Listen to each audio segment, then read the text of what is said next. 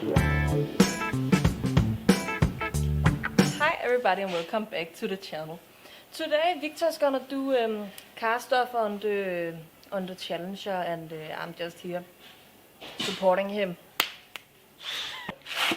Well, we're back working on the Challenger. Today's episode, we got a few things we gotta do. We gotta fix up the engine, paint the engine, re-gasket the engine, and we're also gonna have to throw in a ball bearing into the steering column. So we're gonna get the whole steering column out, whole assembly, throw it on the bench, change out the bearing, maybe shine it up a little bit, with a little bit of that's spray paint if you don't get that. I don't know, other things gonna happen. I don't know, I can't see into the future, so I'm not sure what's gonna happen, but something's gonna happen. We're gonna remove the steering wheel. I'm gonna do it all by myself because I'm a strong, independent woman.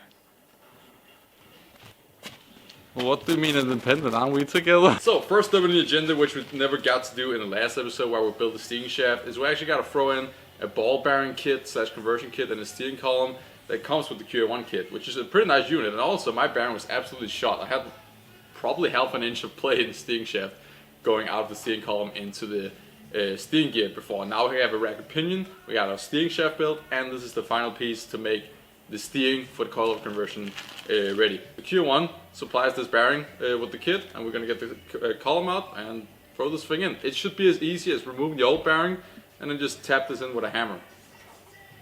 Did I jinx it? Probably. So let's go.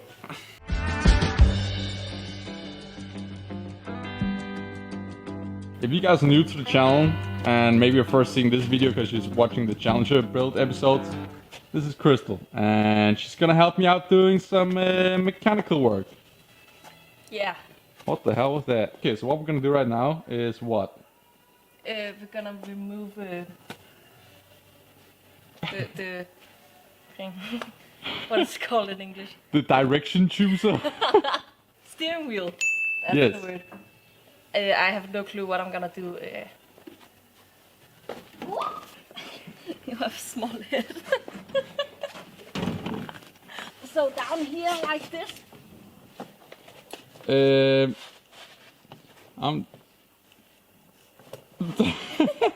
My hair is still stuck in the car. What is going on? You guys have to give this video a like and a follow if you want to see me do more car things. Yeah, sure. Yes. Yeah. Yeah? And a good tip for you guys, if you do this, don't hit yourself in the head with it. This is some fucking piece of shit. Do you even know how a ratchet works? I don't even know what I'm doing right. So you hear it makes a click sound right now, right? Yeah. You go that way a little bit, and then you pull the other way. Oh. Oh.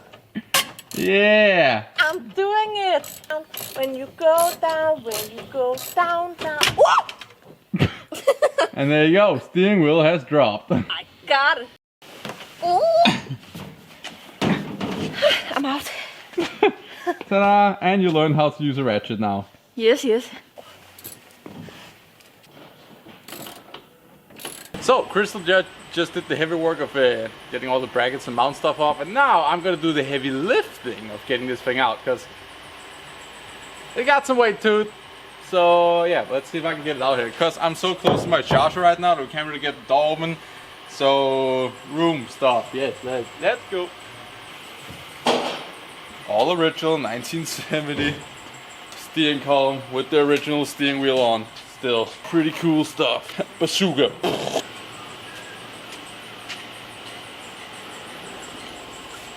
Okay, so what we're dealing with here is, first of all, it's an automatic car, which is kind of funny because this car is born with a slapstick shifter automatic / console car, which is, I guess, kind of rare for a slant 6 Challenger with bucket seats and a console. But it still, for some reason, has the automatic transmission linkage right here. And I also do believe that this is a column shifted color down here. I don't know, I'm not really sure. So hopefully this part is gonna get removed with the bearing. I'm pretty sure it's just this snap clip right here, and then the whole bearing is simply gonna pop out, and then you got this new one that you're gonna pop in. So let's get to it. Okay, got the clip removed, and then hopefully, of my understanding, I'm gonna have to take a hammer, knock on this thing, and the assembly should pop out. Hopefully. So clearly that's not the way to get it off. Okay, after a little bit of research, I find out that this is supposed to be an easy project that is going to be a complete steering column teardown and restoration, I guess. So throw this thing on the bench, and I'm pretty much going to have to disassemble the whole thing. So, yeah.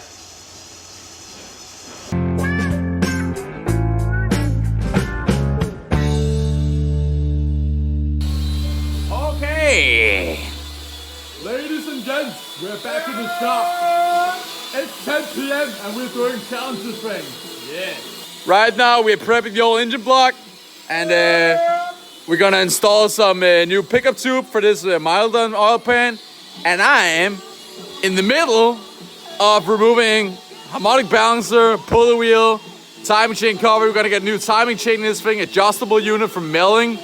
And then paint prep all this stuff and put it back on again. Oh yeah, sometimes you just gotta get some work in. So today we out here late at night getting some in on the Cowboy Challenger, you feel me? Ow.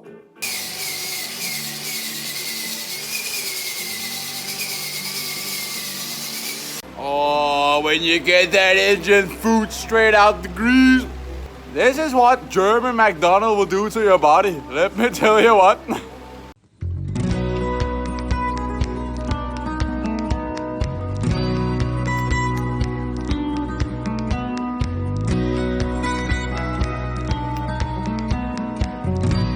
Okay, so it's day 3 of stripping down a 440 big block. And you guys saw us, I don't know, 2 days ago or last night, try to strip this thing down with paint stripper. A grinding wheel, let the paint stripper sit for like a day or so. This is where we're at, okay? It's still yellow, way too much yellow. Now my biggest concern is getting the block clean, because the block is what I'm going to be keeping like in the future, whatever. The heads, I mean, it's some nice 906 big block heads with adjustable rockers and blah blah blah. But in the future, I would like to get like some proper nice aluminum heads for this engine, because big block Mopars, they really wake up when you give them some headspace or some breathing, you know, some more portage than this thing right here. I mean, this is a exhaust port. It's not even, I think it's the same size as like a small block Chevy, you know what I mean? But it really helps. So I'm not that concerned about like cleaning in between the spark plugs, blah blah. They're just gonna get some orange paint, and that's the way she goes. But the block, I really want to get that cleaned up, because I think with like heat and heat cycles, this paint is gonna start to flake. That's my biggest concerns, because that's what it's doing right now. Look what it does with a pressurized air. Take this, for example, like some loose paint in there.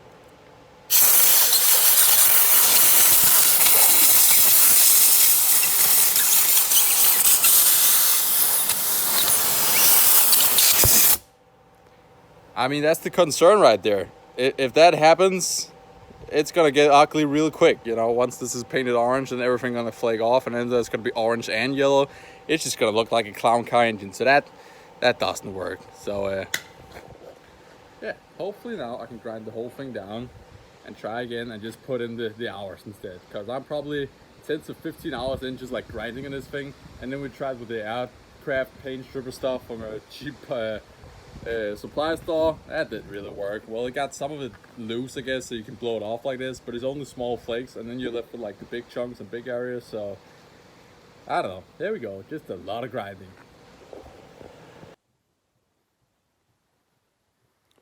Alright guys, we're out here in the shop again, doing stuff on the 440. So we're back out in the shop, and as you saw yesterday, I was here at the shop with Christel, and she was doing some painting while I was having the 440 on the outside of the shop here. And I was grinding on this thing and using pressurized air for, I want to say, at least like 6 hours or something. And we finally got the engine somewhat cleaned down. Also the intake, I took that and gave it a little bit of gasoline wash right here. Literally 92 octane straight from the gas station in a jug. Pull it up here, and then I have a little bristle thing on a drill, and I just went at it. And this intake actually ended up looking pretty damn nice. Not gonna lie, it has like a really nice vintage look, if you know what I mean. The aluminium has kind of gone gray a little bit. Still got to do a little bit of wire wheeling down here at the edge to get some of the yellow painting off, because I hate the yellow, you know, it's so disgusting. But so far, this is where the block is at. I am pulling the timing chain cover right now to do the rest of that, like grind it down.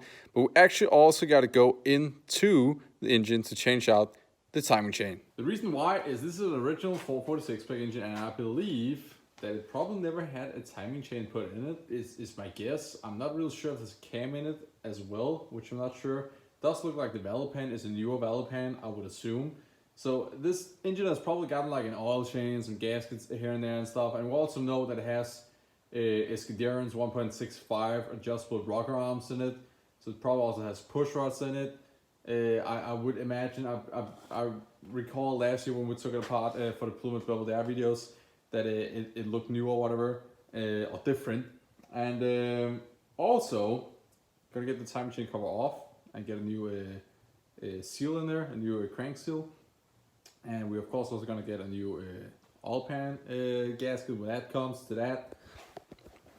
But this thing, we're gonna get this thing off right now. We apparently have 4 bolts here, which are 9/16 I believe, and then these are 5/8. No, not 5/8. I'm confused. I'm using metric sockets on Imperial's standard bolt. I don't know. We have 2 different sizes, okay? I didn't know. I never have taken a timing chain cover off a big block Mopar before, so this is my first time. So here we go. Let me show you, by the way, how much slack there's in this thing. I already checked it through the fuel door right here. If you didn't know, remove your fuel pump and almost any pushrod old V8. You can stick your finger in there and touch the timing chain, and you can usually get a feel of like how much slop there is in that chain. And this thing had some slop, so that's why we're taking this thing off. And I have a brand new, and of course on that note, I have a brand new milling timing chain cover thing for this one. Actually an adjustable unit, double roll and everything. Nice unit. Even think it's a wider chain than the original one, so it's actually stronger than a 446 spec one. It's a nice unit, okay? I did not go for some cheap rock auto thing on this thing. I want this engine to be nice for my really nice car, for my goddamn dream car. Everything gotta be perfect, okay? Ah yes, the nightmare of the yellow paint continues, because now I'm not able to get a socket on this thing because of all the paint. Let's see if I can do this with the camera running.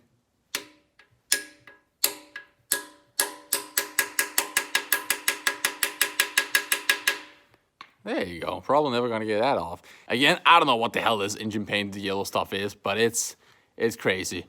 Just a quick rundown. I've been grinding this thing for probably close to 10 hours one night, then 6 hours the other day, and we also tried to have the engine sit over 24 hours with this like aircraft paint stripper stuff on it, and that didn't really do anything. So I mean, it's just been a debacle. I don't know what the hell it is. If he thought he were painting engine for a Caterpillar or something. Anyway, hardcore stuff. Whatever that paint is, I would like to know what it is so I could paint it in my Hemi orange. But I don't know. We're just gonna use normal VHG engine paint, I think, or something like that, and then like a 2K clear coat on top of it. Anyway, hopefully this yellow freaking hell is over soon. Let's get into the timing chain. Okay, let's see if this thing is absolutely glued on there because of the yellow paint or what's going on. Because there's just like yellow paint in the seam of this timing chain cover. Well, it's stuck on there. You can just hear it, you know what I mean? Maybe we can pry a little bit on it here. No? Why can't we pry? Guys, pry? Mopar experts? Prying place? Not there. There we go, slowly breaking it apart.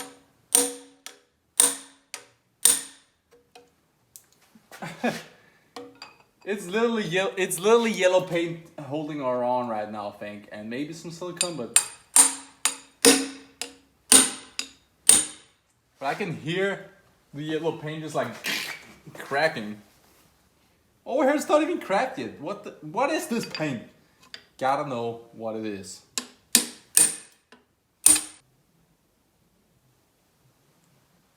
And I have already fucked up because apparently this is a single bolt cam. And a 6-pack slash 440 engine is supposed to be a free bolt. So otherwise this is a newer cam, or I don't know, we got something going on here. Exactly what, I'm not too sure. Gosh dang it.